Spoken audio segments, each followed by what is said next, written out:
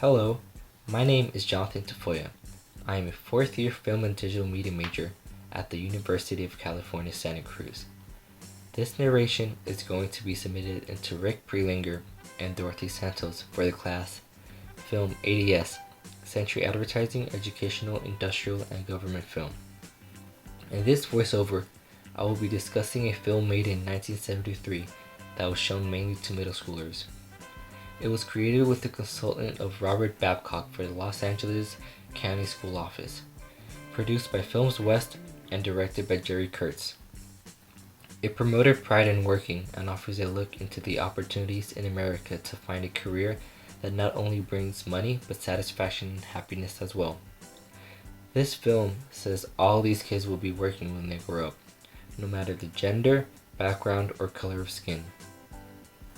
With curiosity piquing the young minds of these kids, they look up to adults and wonder, what is it like to work when you become older? This film tries to guide these kids, to show them the possibilities and wonders of working when they become adults. Though each kid is not the same, their different genders, races, and ethnicities, they are shown that there is equal opportunity for all, and they are all valued. This film will show that working is a part of life, but you will gain mainly valuable things from it, such as happiness and satisfaction. Let's see what they had to say to young kids in 1973. Presented by Films West Incorporated. This is When You Grow Up. This film tries to romanticize the ideal of equal opportunity in America. Everyone works. No matter your race or background, no job is too big or too little. Everyone is working, even women who are now having careers in places that was unusual before. But what they fail to show is the reality, the unequal opportunity. Unequal opportunities for people of color, for women and people born into underprivileged circumstances will have a long way to go to work their way up. Some people are born into wealth, while others are born into poverty. 1973 was an interesting time in America. The economy was doing so well, money wasn't just about necessities like food, clothing, shelter, and healthcare. Rather, it was about affluence, treating yourself and for many, splurging on more. The nation's standard of living increased dramatically, according to Edward McClelland of America's News website, Salon. This film tries to glorify the significance of equal opportunity, but that isn't the case. There's a lot of discrimination in the workforce. Let's say you're a person of color. This film loves showing diversity in the workforce, but that's usually shown in the lower income level jobs where black and brown people are hired. Race is an important thing to recognize in films like this because they are not always reflective of the real world, or they hide the truth of systemic racism and discrimination. A black man might be treated poorly at work because of his race. An employer might not even give him a call back for an interview because his name sounds too black. If you're white, that might be the deciding factor why you get chosen for a job over a person of color. That's white privilege.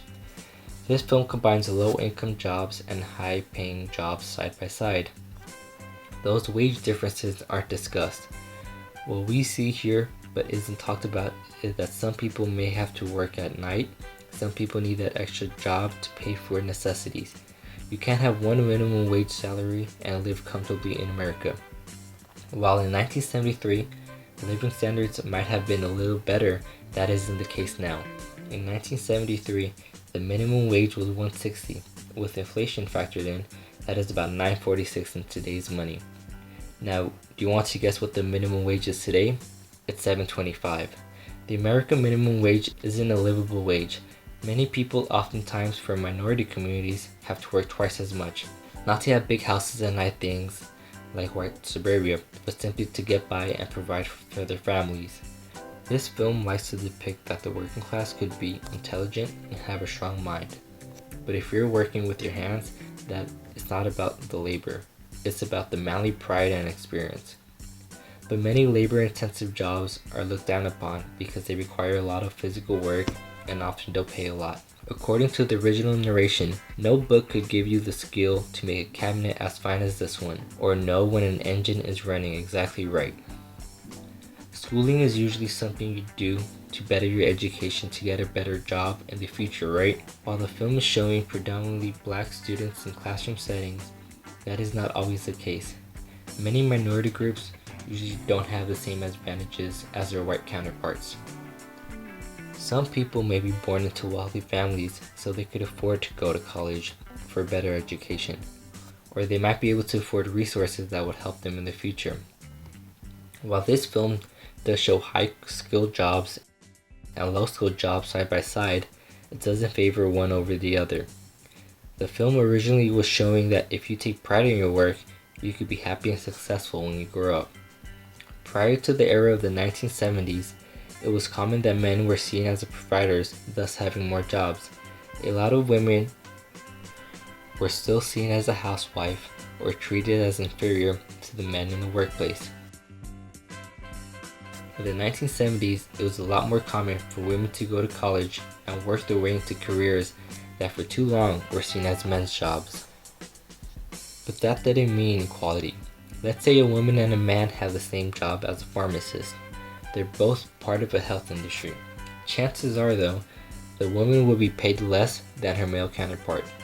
This film only shows what could be seen on the outside, like men and women working side by side, but what isn't discussed is the gender wage gap.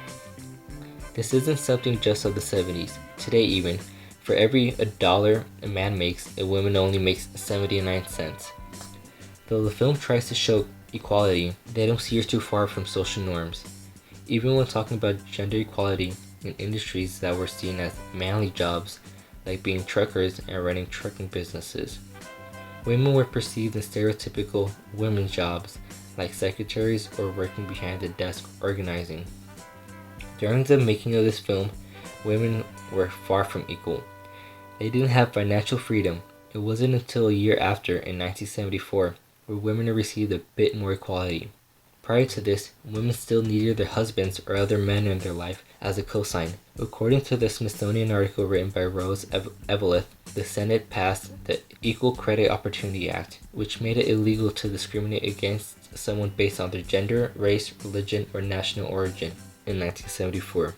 While transportation, specifically the auto industry, played such a vital role in the booming economy of 1973, it also played a vital role in the decline of the economy and labor force. This blow to the working class had much to do with the inclusion of American in globalization. The auto industry provided many opportunities to many Americans and had pretty fair wages. Auto workers and the auto industry really drove the American economic system. But in October of '73, it all went downhill. The U.S. sent military aid to Israel, which led Saudi Arabia to enact the ban known as the Arab oil embargo against Western nations. This led to a shortage of gas and an increase in gas prices from 36 cents to 53 cents.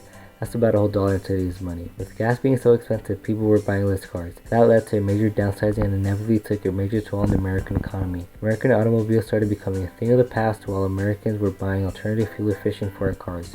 The labor force in America was dwindling and was steering away from the American dream the film was implying. Manufacturing jobs weren't the only thing that made such a hard dent in the American economy. The downfall of Nixon happening as this unfolded as well. According to McClelland, the Watergate scandal resulted in changes to the American political system that put more power into the hands of lobbyists, political action committees, and wealthy, self-funded candidates. America's economy and political landscape was changing fast. The middle class was dying, but there are no signs of that in this film. This film tries showing kids that the possibilities are endless in the land of the opportunity when they grow up. It created this notion that working is part of life that will bring you overall happiness. Whether you want to be a male woman, or maybe even a bank manager, the choice is yours to make, and it will be the right choice. The film was very optimistic in this messaging. It tried to persuade kids that's when you grow up working and it is important and satisfying. It leads you to a bright future. Maybe you'll be able to provide for your family and live comfortably without a worry or financial struggle. You'll be able to afford to take time off, vacation with your loved one, and enjoy the riches of life. While all the images in the film are extremely diverse, joyful, and optimistic, they didn't reflect the reality for many Americans. Kids do have the opportunity to grow up, and if they work hard enough, maybe become anything they can want to be. But it definitely won't be easy. There is a system that is put in place to oppress people of color, women, LGBTQ+ folks, and the underprivileged. While the film was very powerful in encouraging young kids to dream big and work hard, it lacked truthfulness. There's no need to set a false pretense or hope in the minds of the youth. Better yet, provide a service, in this case a film, that will push them in the right direction and help them so they can achieve their goals and be what they want to be when they grow up.